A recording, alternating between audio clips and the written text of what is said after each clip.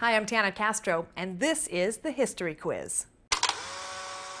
Egyptians originally used this item more than 1,000 years ago. Made from bronze, it is shaped like a hand on one end. In the middle, there is a recessed area with a kneeling figure behind it, and on the other end, there's a handle. What do you think it is? I'm going with it's an ancient Egyptian pipe. Oh, this is from Egypt also, and it's what they did was the kings and the queens would put their money on there when they wanted to give somebody a tip. Could be an old school back scratcher. A shoehorn. I'm not, shoehorn's good, but I think auctions. When they had auctions, they were auctioning off stuff.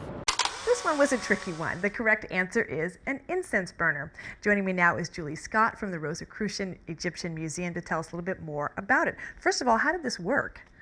Well, there would have been a cup on the end with the hand, and that would have been filled with coals. And then a resin-type incense would have been in the middle, in front of the king that you see in the middle of the incense burner. And a priest would have actually used this in an ancient temple and would have taken a little pair of tweezers and moved the incense into the cup where it would burn on the coals. Now, this is very ornate. Can you describe the different symbols on it?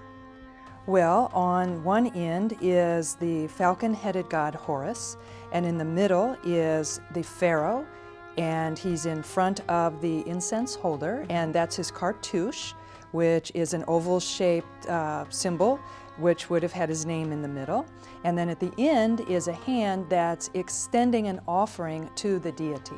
Now, you touched on this a little bit, but when and how was this used? Though this was used by priests in their mystical ceremonies, so this was actively used in the temples in ancient Egypt. Julie, thank you so much for joining us today. You're welcome. I'm Tana Castro, and that's the History Quiz.